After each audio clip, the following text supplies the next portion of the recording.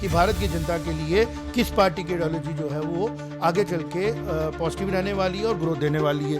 तो सबसे ज़्यादा अगर हम देखें बेटर परफॉर्म किसने किया, वो किया है बीजेपी। तो यहाँ पे हम मानेंगे कि बीजेपी अब सीएम कैंडिडेट की बात अगर करे तो कोई गलत नहीं है। जब बीजेपी की सेंटर में सरकार है और बिहार में बीजेपी एक पावरफुल पोजीशन में आके डिसाइसिव रोल प्ले करे, तो जो नेशनल सिक्योरिटी की थ्रेट है वो बिल्कुल ही रिड्यूस हो जाए। नेपाल के रास्ते इन्फिल्ट्रेशन कम हो, ड्रग्स का माफिया कम आए, हथियार कम आए, और जो भारत का हमारा मेन लैंड है उसमें दिक्कत कम आए। अब बीजेपी वो ना गलती करे जो कहीं कहीं पे बीजेपी ने की। मैं बार बार बात करता हूँ जम्मू कश्मीर की, बिकॉज जम्मू कश्मीर में बीजेपी को जो मौका मिला था उतना बीजेपी परफॉर्म यहाँ पे सीटों को लेने के तौर पे तो कर पाई, लेकिन ग्राउंड गवर्नेंस में अभी काफ़ी चीज़ें कर सकती थी जो कम से कम बिहार में करती। तो बिहार का डिस्टर्ब रहना भारत की सभ्यता के लिए बहुत अच्छी बात नहीं है। और चूंकि बीजेपी भारतीय सभ्यता को लेके एडवोकेसी करती है, तो बीजेपी का वहाँ पे स्ट्रांग होना भारत की सभ्यता को रिवाइव करने की तरफ लेके जाने की कोशिश की जा सकती है। जय माता दी। अर्थ न्यूज़ स्टूडियोज में मैं Shivang Satyagupta, editor in chief the Arth news. बताना बार बार इसलिए पड़ता है क्योंकि सब बताते हैं, जब भी मैं कोई पॉडकास्ट देखता हूँ या मैं कोई देखता हूँ कि एनालिसिस कर रहे हैं सौरभ द्विवेदी जैसे लोग, वो भी हर बार आके बोलते हैं जी मैं सौरभ द्विवेदी। मैंने कहा ये भी शायद कोई फॉर्मेट होता होगा, because I don't belong to this conventional line, लेकिन कुछ है जो कंट्रीब्यूट कर सकता हूँ। तो जैसा आप देख रहे हैं, मैं कह रहा हूँ कि बिहार इलेक्शन की जो विक्ट्री है, इसका एक सिक्योरिटी, नेशनल सिक्योरिटी एंगल भी है। स्टार्ट करता हूँ बात करना। नेपाल बॉर्डर पूरा बिहार से होकर गुजरता है। उसके लिहाज के हिसाब से जब ऑपरेशन सिंदूर चल रहा था, उसके बाद में अटकलें लगाना शुरू की गई थी, बातें हो रही थी कि नेपाल बॉर्डर के थ्रू भी कुछ शर्तें हो सकती है। तो जैसे कि बीजेपी सेंटर में बैठ के नेशनल सिक्योरिटी को लेके सीरियस स्टेप ले रही है, और जो डिसीजन बीजेपी के नेशनल सिक्योरिटी को लेके लिए गए वो काबिल तारीफ भी हैं और वो रिजल्ट भी दिखा रहे हैं। 11 साल से लगातार टेररिस्टों को मुश्किल आई भारत को नुकसान देने में, और इस साल ख़ास तौर पे 25 का जो साल आया उसमें अप्रैल में पहले उन्होंने एक बड़ा हादसा किया पहलगाम में, और दूसरा जो 4 दिन पहले 10 तारीख को हुआ दिल्ली में। बिहार इलेक्शन की विक्ट्री का क्या इसके साथ रिलेशन है वो मैं एक्सप्लेन करता हूँ। क्योंकि बिहार में जब ऐसी सरकार होगी, क्योंकि लोकल पुलिस का भी बहुत बड़ा रोल होता है बॉर्डर के अलावा, क्योंकि नेपाल और बिहार का जो बॉर्डर है वो पुलिस से भी हैंडल किया जाता है, क्योंकि वहाँ पे बहुत ज़्यादा इंटरनेशनल नॉर्म्स नहीं लगाए जाते हैं, पासपोर्ट की ज़रूरत नहीं होती है। यहाँ के लोग वहाँ के लोग यहाँ आ सकते हैं, लेकिन नेपाल के लोगों को बाकी कंट्रीज़ के साथ भी एक्सेस है, ख़ास तौर पर पाकिस्तान के साथ। और जो पाकिस्तान अब डिक्लेयर्ड और पूरी तरह इस्टेब्लिश्ड भारत की सिक्योरिटी का दुश्मन है, और वहाँ पे रहने वाले लोगों में जो लोग सपोर्ट करते हैं टेररिस्ट ऑर्गेनाइजेशंस को, जैश ए मोहम्मद, लश्कर तैयबा, और भी जो अननोन अनरजिस्टर्ड हैं वो भी काम कर रही हैं, और वो लोग इस रूट का फ़ायदा उठा सकते थे। अगर वहाँ पे कोई ऐसी सरकार आ जाए जो सरकार सिंपथाइज़र नहीं हो बेशक, बट इग्नोरेंट हो, सेल्फिश हो, सेंटर के साथ उसकी कोऑर्डिनेशन प्रॉपर नहीं हो, तो एजेंसीज को भी काम करने में दिक्कत आती है। तो बिहार की इस विक्ट्री से जो बॉर्डर है हमारा नेपाल का, उसको भी बेटर कंट्रोल किया जा सकता है। इन्फिल्ट्रेशन जो नेपाल के रास्ते, बॉर्डर के रास्ते, बिहार के रास्ते हो सकती है, उसको भी कंट्रोल करने में ज़्यादा कन्वीनियंस होगी। और दूसरी बात, जो एजेंडा भारतीय जनता पार्टी लेके चल रही है वो उसमें कामयाब होने की तरफ बहुत तेज़ी से बढ़ रही है। मैं एक एनालिसिस कर रहा था, आप लोग पूरा दिन एनालिसिस करेंगे, बट जो एनालिसिस हमने किया शायद वो भी एक सिग्निफिकेंट एनालिसिस हो। एनालिसिस बड़ा सिंपल है। मैंने मोटे तौर पे क्या क्या देखा कि कितने लोगों ने किस पार्टी को वोट किया। पहले तो अभी तक के जो नतीजे हैं, जब मैं रिकॉर्ड कर रहा हूँ लगभग 14 तारीख शाम को 8:15 बजे, तो अभी तक के नतीजों के हिसाब से भारतीय जनता पार्टी ने 95 सीट्स जीती हैं। डिक्लेयर्ड है जनता दल यूनाइटेड, नीतीश कुमार जी की जो पार्टी है उसने 80 सीट्स ली हैं, राष्ट्रीय जनता दल ने 25 ली हैं, और लोक जनशक्ति ने 26 में से, और इंडियन नेशनल कांग्रेस 4, हिंदुस्तान अवाम मोर्चा 5। ये बड़ी नॉर्मल टैली है, लेकिन जिस टैली की तरफ मैं अब जा रहा हूँ वो टैली थोड़ी सी इंटरेस्टिंग भी है और वो इंफॉर्मेटिव भी है। ग्रो किसने कितना किया? बीजेपी ने जनता दल यूनाइटेड के साथ कोलैबोरेट किया, चीफ मिनिस्टर बनाया गया नीतीश कुमार जी को, और सेंटर की जो स्कीम्स बीजेपी की थी वो ग्राउंड लेवल पे भी इम्प्लीमेंट की गई और जनता दल यूनाइटेड ने भी अपनी तरफ से जो बिहार को अपलिफ्ट करने का जो उनका प्रण था उसकी तरफ वो बढ़े और जनता ने, मेन है जनता तक वो कन्विंस कर पाए, अपनी बात रख पाए। तो बीजेपी की गेन है सीटें, बीजेपी अभी जो 95 हैं, 80 हैं। मेजर सीट्स का जो गेनर है वो है बीजेपी, और दूसरा मेजर जो वोट शेयर का गेनर है वो है जेडीयू। लूजर कौन है इसमें? आरजेडी। इसके बाद आगे चलते हैं, मैं पार्टी वाइज देख रहा था 2020 की जब इलेक्शन हुई तो बीजेपी ने 30% सीट्स ली हैं। इस बार बीजेपी लगभग 40% सीट्स जीत पाई है। जेडीयू ने पिछली बार 17% सीट्स ली थी, इस बार 32% सीट्स ले पाई है। आरजेडी ने 30% सीट्स ली थी, इस बार 10% सीट्स ले पाई है। अब अगर हम कंपेयर करते हैं 20 और 25 के सीट शेयर को, तो बीजेपी ने 2020 में 30% से जब वो 39 की तरफ जाते हैं तो लगभग 7-7.5% का ग्रो करते हैं। लेकिन सबसे ज़्यादा सीट शेयर का ग्रो करता है जेडीयू, जिसका फेस थे नीतीश कुमार, और उसके बाद में जो लूज़र सबसे बड़ा निकल के आता है वो आता है आरजेडी, जिसका फेस थे लालू प्रसाद यादव जी के बेटे, बड़े भी और छोटे भी। उसके बाद आते आते हम जब कंपेयर करते हैं तो पहुंच जाते हैं वोट शेयर के ऊपर। वोट शेयर के हिसाब से अगर हम देखें तो सबसे ज़्यादा गेनर है जेडीयू, 3.5% के करीब जेडीयू ने वोट शेयर लिया है ज़्यादा। बीजेपी ने 1.5% के करीब ग्रो किया है और आरजेडी ने -0.3%। आज भी आरजेडी वोट शेयर के मामले में इन तीनों पार्टियों से ऊपर है, लेकिन वो वोट शेयर जो गेन किया या उन्होंने जितना मिनिमम लूज किया वो उनको सीटें नहीं दिला पाया। उनका सीट शेयर का जो लॉस है वो बहुत ज़्यादा है, -50%। मतलब 0.5% का लॉस होता है वोट शेयर में और 50% लॉस हो जाता है सीट्स में। इसको आपने, जो लोग एनालाइज करते हैं इलेक्शंस को, उनके लिए एक डाटा दे रहा हूँ, आप भी एनालाइज करें कि कैसे आधे % का वोट शेयर माइनस करना। आधे % कोई बड़ा सिग्निफिकेंट नंबर नहीं है, लेकिन उस आधे % का वोट शेयर लूज करना उनके अलाइंसिस के तरीके का क्या इम्पैक्ट डाल गया इलेक्शन पे, ये समझने की ज़रूरत है। आधा % वोट शेयर लूज किया और 50% सीट्स लूज कर दी। दूसरी तरफ अगर हम बात करें बीजेपी की, तो लगभग 1.5% गेन किया और हमारी 21 सीटें गेन कर ली, 7 से 8% सीटें गेन कर ली। दूसरी तरफ अगर हम बात करें गेन का, लगभग 3.5% गेन किया जेडीयू ने और 37 सीट्स गेन कर ली। 37 सीट्स का मतलब हो गया लगभग उन्होंने अपने से डबल सीट्स ली। ये आप समझें इस चीज़ को, ये बड़ी इंटरेस्टिंग है। आधा % लूज़ किया और 50% सीटें लूज़ कर दी, 3.5% गेन किया और 50% सीटें गेन कर ली। बीजेपी ने 1.5% ही गेन किया और उन्होंने 21 सीटें ले ली। लेकिन इस पूरे गेन में अगर हम पूरा ओवरऑल देखें तो बीजेपी जो है वो क्लियर कट विनर बन के सामने आ रही है, क्योंकि जब हम और आगे जाते हैं तो ये देखते हैं कि बीजेपी ने कितनी सीटों पे कंटेस्ट किया था। सीटों पे अगर हम कंटेस्ट करने की बात करें तो बीजेपी की 28% सीटें बढ़ी, जेडीयू की 86% बढ़ी और 66% सीटें कम हुई आरजेडी की। और गहरे में जाते हैं तो पता लगता है कि जो सीटों पे कंटेस्ट किया गया वो भी इंटरेस्टिंग है। भारतीय जनता पार्टी ने 101 सीट्स पे कंटेस्ट किया, 95 पे जीत रही है। जेडीयू ने 101 सीट्स पे कंटेस्ट किया, 80 जीत रही है।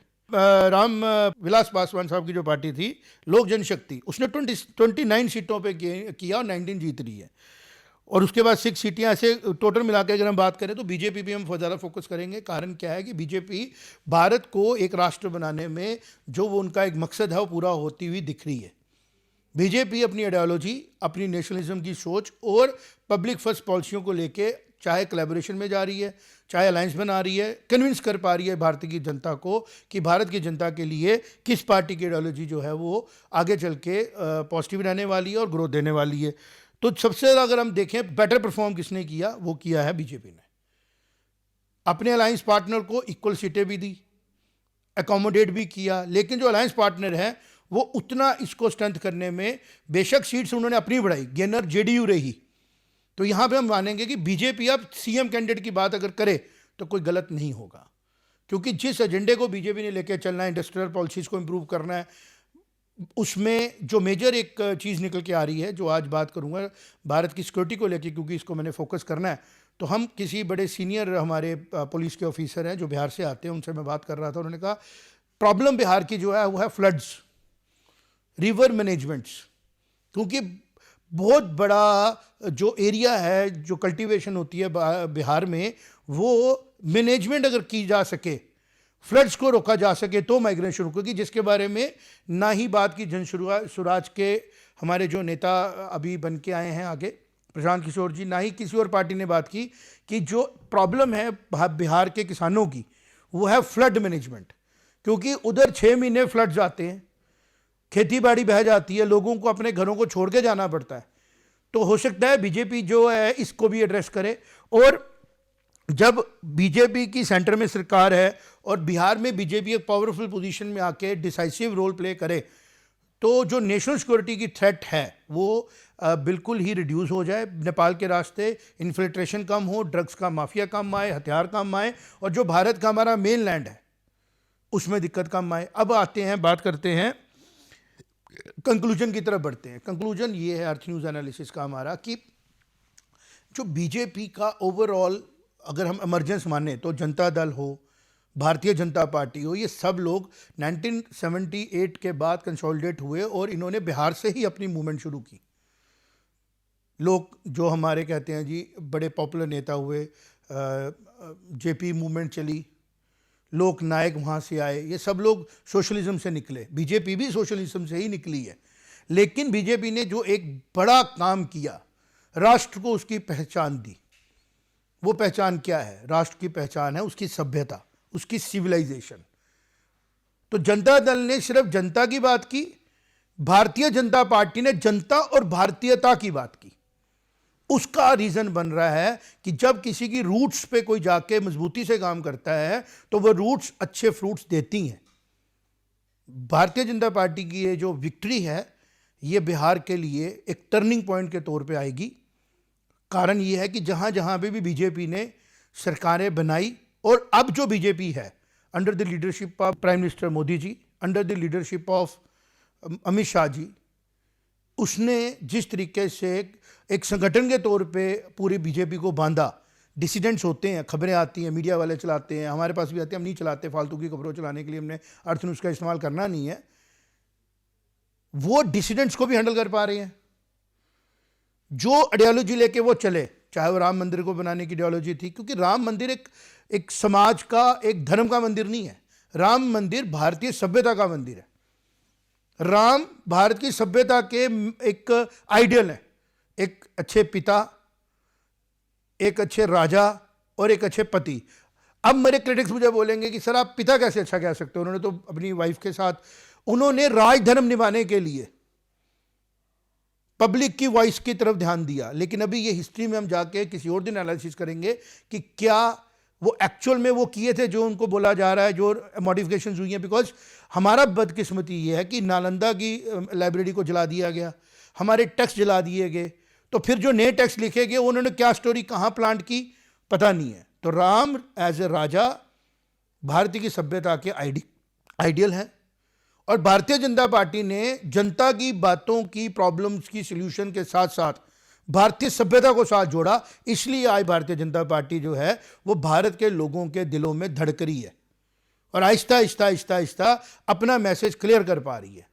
कुछ लोग बात कर रहे थे फ्रीबीज की। पॉलिटिक्स में अगर आप अपनी बात रखना चाहते हो तो आपको philosophy of politics he follow करनी है, आप रुक नहीं सकते हो।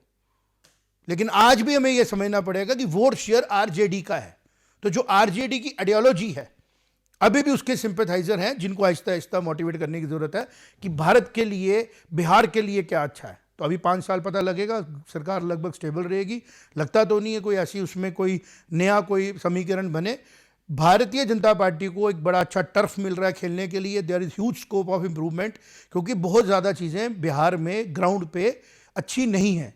बिहार एग्रीकल्चर का एक बहुत बड़ा रिसोर्स है भारत के लिए। पंजाब भी है लेकिन बिहार भी कम नहीं है। किन कारणों से वो डाउन गया, इंडस्ट्रियलाइजेशन कैसे उसमें कमज़ोर हो गई, मिलने क्यों बंद हो गई, कैसे माओवाद ने, लाल सलाम ने बिहार की पॉलिटिक्स को डोमिनेट किया। अब अगर बीजेपी को मौका मिल रहा है पावरफुल पोजीशन में आके, क्योंकि वोट शेयर बढ़ा है, बीजेपी बहुत मोटिवेटेड है, तो उसको उसी एंगल से उस तरफ ध्यान देना पड़ेगा। 5 साल का टाइम पता भी नहीं लगता कैसे खत्म हो जाता है। अब बीजेपी वो ना गलती करे जो कहीं कहीं पे बीजेपी नहीं की। मैं बार बार बात करता हूँ जम्मू कश्मीर की, बिकॉज जम्मू कश्मीर में बीजेपी को जो मौका मिला था उतना बीजेपी परफॉर्म यहाँ पे सीटों को लेने के तौर पे तो कर पाई, लेकिन ग्राउंड गवर्नेंस में अभी काफ़ी चीज़ें कर सकती थी जो कम से कम बिहार में करे। बिहार में वो ब्यूरोक्रेसी को हाईजैक ना करने दे इस विक्ट्री को, और वहाँ के जो लीडर्स हैं, विजनरी लीडर्स हैं, जो बिहार को लेके एक प्रोग्राम बना के चल रहे हैं जिसकी वजह से वोट पड़ा, उनको ही मौका मिले आगे बढ़ने का। क्योंकि बीजेपी में एक चीज देखी गई, अफसरशाही को ओवर पैम्पर कर देती है, उसको चेक करने की जरूरत है, जिसके बारे में प्राइम मिनिस्टर मोदी ने खुद कहा था। लेकिन फिर प्राइम मिनिस्टर मोदी किन कारणों की वजह से उसके आगे सरेंडर कर गए ये हम नहीं बोल सकते हैं, लेकिन किए। बिहार में ऐसा ना करें।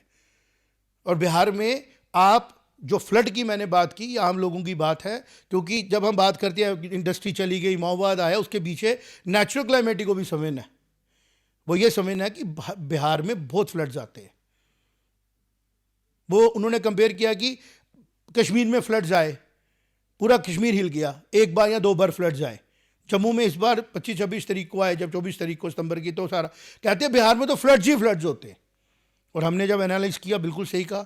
लेकिन इसकी तरफ अगर बीजेपी ध्यान दे, वहाँ पे डैम्स बनाए, वहाँ पे चैनल्स बनाए, वहाँ पे पानी को मैनेज करने की कोशिश करे, तो शायद वो जो माइग्रेशन होती है, वहाँ के लोग बाहर आके बाकी स्टेट्स में रोज़गार करते हैं, क्योंकि खेती बाड़ी जब पानी से बह ही जानी है तो उस पर काफ़ी ध्यान देने की ज़रूरत है, इंडस्ट्रियलाइजेशन को लाने की ज़रूरत है। जैसे पैकेज आप कह रहे थे कि जम्मू कश्मीर में आपने लाया, उससे बेटर पैकेज बिहार में दीजिए, बिकॉज बिहार में भी वो चीज़ करने की कोशिश की जा सकती थी पोरस बॉर्डर होने की वजह से, जो जम्मू कश्मीर भुगत रहा है सिक्योरिटी इशूज़ को।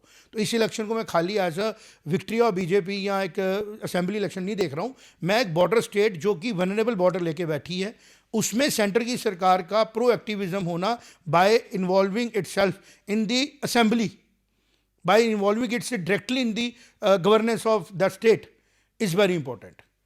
और वो एंगल से मैं इसको देख रहा हूँ, और वही मैंने आपसे शेयर किया कि सिक्योरिटी इशू भी इसमें काफ़ी हद तक जो है वो कंट्रोल में रहेगा। बीजेपी का जेडीयू का गठबंधन जो अलाइंस हुआ, वो भारत की सिक्योरिटी को लेके भी एक इम्पॉर्टेंट डेवलपमेंट है, पॉजिटिव डेवलपमेंट है, और इसको इस तरह भी बढ़ने की ज़रूरत है। तो बीजेपी की सारी लीडरशिप को बधाई है, उन लोगों को जिन्होंने जेडीयू बीजेपी को वोट डाला, कि अब आपको 74% वोट शेयर मिला है, और एक 2/3 मेजॉरिटी आपको 2/3 मेजॉरिटी आपको मिली है बिहार की बेहतरी के लिए, बिहार के लोगों की बेहतरी के लिए। जितना आप ज़्यादा काम कर सकते करें, क्योंकि मेरे एक इमोशनल मेरा पर्सनल एज ए शांग सदर गुप्ता मेरा एक झुकाव है बिहार की तरफ। कारण क्या है कि मेरे साथ बहुत से लोग बिहार के काम करते हैं, मैंने बहुत करैक्टर देखे, ये मेरा पर्सनल ऑब्जर्वेशन है। हमारे साथ काम करते हैं, कमिटमेंट में 10 आउट ऑफ 10, करैक्टर में 10 आउट ऑफ 10, और इंटेलेक्चुअल को कहने की ज़रूरत ही नहीं है। किसी भी एग्ज़ाम में अगर आप भारत की फाउंडेशन में अगर हम माने, नालंदा कहाँ थी, चाणक्य ने कहाँ पे पॉलिटिकल एक्सपेरिमेंट्स किए, जैसे हम तिब्बत से नीचे उतरते हैं, अगर भारतीय की संस्कृति का जो सबसे टॉप मोस्ट है मानसरोवर, जैसे उसके डाउन हिल्स में आते हैं तो बिहार आता है। तो बिहार का डिस्टर्ब रहना भारत की सभ्यता के लिए बहुत अच्छी बात नहीं है। और चूंकि बीजेपी भारतीय सभ्यता को लेके एडवोकेसी करती है, तो बीजेपी का वहाँ पे स्ट्रांग होना भारत की सभ्यता को रिवाइव करने की तरफ लेके जाने की कोशिश की जा सकती है। बोध गया वहाँ पे है, राम जी ने वहाँ पे एक शुरुआत की चीज़ों की। तो बिहार में भारतीय की सभ्यता को वोट पड़ना, ऐसी पार्टी को वोट पड़ना जो भारतीय की सभ्यता को पूरे विश्व में लेके जाने की बात करती है और बिल्कुल कॉन्फिडेंस के साथ बात करती है। आज बीजेपी के पास एक बड़ा मौका है, उसको बढ़ाएं। जो संस्कृति हमारी लुप्त हो गई बिहार में, उसको वापस लाएं। जो वहाँ के इंटेलेक्चुअल लोग हैं, उनको बिहार में मौका मिले दोबारा से कंसोलिडेट करने का। और जेडीयू का वोट शेयर बढ़ा, इसका मतलब जो फैसला जेडीयू ने लिया बीजेपी के साथ सरकार बनाने का पिछले 3 साल में 4 साल में, वो फैसला भी लोगों ने अप्रिशिएट किया। जेडीयू के अपने वोटर का भी विश्वास जेडीयू पे बढ़ा कि ये ठीक फैसला लेंगे। तो अल्टीमेटली जो ओवरऑल गेनर है वो बीजेपी है, क्योंकि अलायंस जेडीयू ने बीजेपी के साथ किया तो जेडीयू का वोट शेयर बढ़ा और सीट शेयर उसका 50% से ज़्यादा बढ़ गया। बेशक बीजेपी को 95 सीटें मिली हैं, इसका मतलब ये अगर बीजेपी आने वाले समय में परफॉर्म करती है तो जो बिहार की जनता एक गवर्नेंस डेफिसिट देख रही थी, कुछ सालों के बाद, कुछ इलेक्शंस के बाद बीजेपी भी वो ट्रस्ट आ सकता है। तो जो लोग अक्सर कहते थे कि गुजरात का मॉडल बीजेपी में नहीं आ रहा है, बिहार में नहीं आ रहा है, हो सकता है 2000 जब हमारी 35 की इलेक्शन हो, अगले 10 सालों में बीजेपी एक कंप्लीट इंडिपेंडेंट तरीके से आगे बढ़े। जरूरत नहीं पड़ेगी अगर अलायंस भी अचानक काम करता रहेगा, लेकिन नीतीश कुमार जी के एज ओल्ड होने के बाद किस किस्म के हालात बनती हैं, जेडीयू में कौन सी लीडरशिप आगे आती है, वो भी डिपेंड करेगा। लेकिन एक चीज़ क्लियर है कि आज बिहार एक्चुअल में अपनी सभ्यता की तरफ मुड़ा है। झारखंड, उधर के एरिया, जितने भी एरियाज हमारे, ये सारे एरियाज में जो चाइना के द्वारा स्पॉन्सर्ड लाल सलाम का दौर चला, जिसकी वजह से फैक्ट्रियाँ बंद हुई, जिसकी वजह से भाई के साथ भाई की लड़ाई हुई, जिसकी वजह से कास्टिज्म वोट पैटर्न बना, बीजेपी ने कहीं ना कहीं उसको कंसोलिडेट करने का काम किया और राष्ट्रवाद को आगे बढ़ाने के साथ साथ राष्ट्रीय सभ्यता को आगे बढ़ाने का जो बात किया उसको भी बोर्ड पड़ा है। इसको बीजेपी को समझना पड़ेगा और इन्हीं पॉइंट्स के ऊपर उसको गवर्नेंस के अंदर काम करना पड़ेगा कि आपने ऑलरेडी नालंदा को एक यूनिवर्सिटी बनाने की कोशिश की, और ज़्यादा रिसर्च सेंटर्स बिहार में लाइए, क्योंकि बिहार का जो इंटेलिजेंसिया है ना, वो बहुत बड़ा सेट है बिहार का पूरे भारत में। जम्मू कश्मीर में तभी मैंने बोला मैं काम जिनके साथ कर रहा हूँ, अगर given a choice by origin, तो पता नहीं क्यों I will prefer people who are from Bihar in my team, because they are disciplined, they are qualified, they are hard working. तो जब हमारी बात चल रही थी क्लोज ग्रुप में, तो शिवांग सर आप क्यों इतना अपलोड कर रहे हैं बिहार को, मैंने कहा जड़ है वो भारतीय सभ्यता की जड़ें हैं, और उधर से जब चेंजेस आएंगी ना तो पेड़ बड़ा फलेगा फूलेगा। फिर मुझे कहने लगे सर लोग बोलते हैं बड़ा क्राइम है बिहार में, उधर गुंडा राज था, मैंने कहा उसमें भी एक करैक्टर था, उसमें भी करैक्टर है। अगर बिहार का कोई इंसान अनलॉफुल होता है ना तो वो डिसिट नहीं करता है, करेज के साथ काम करता है, प्लानिंग के साथ काम करता है, धोखा नहीं करता है।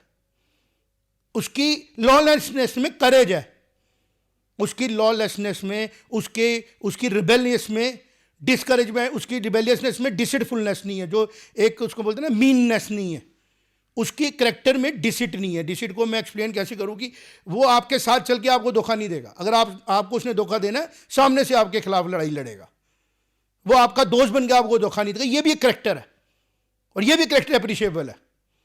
वो विभीषण नहीं बनेगा, वो सीधे आगे से आके आपके साथ लड़ाई करेगा।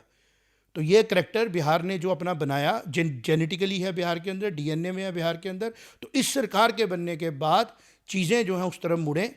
भारत की सभ्यता के अंदर जो बिहार का हिस्ट्री में रोल रहा, वो प्रेजेंट रोल बिहार अपना मर्ज करे, बिहार के युवा मेहनत करें, बिहार के लीडरशिप मेहनत करें, और बिहार के ग्रोथ के साथ मेरी एनालिसिस है अर्थ न्यूज़ की और शिवांग सिद्धू गुप्ता की, भारत का जो वो ड्रीम है ना विकसित भारत बनने के अलावा वर्ल्ड लीडर बनने का, वो जरूर पूरा होगा। This is the right time हम पॉजिटिव डिस्कशंस करें। और all congratulation to people of Bihar for choosing a government which believes in the भारतीय सभ्यता। जय माता दी।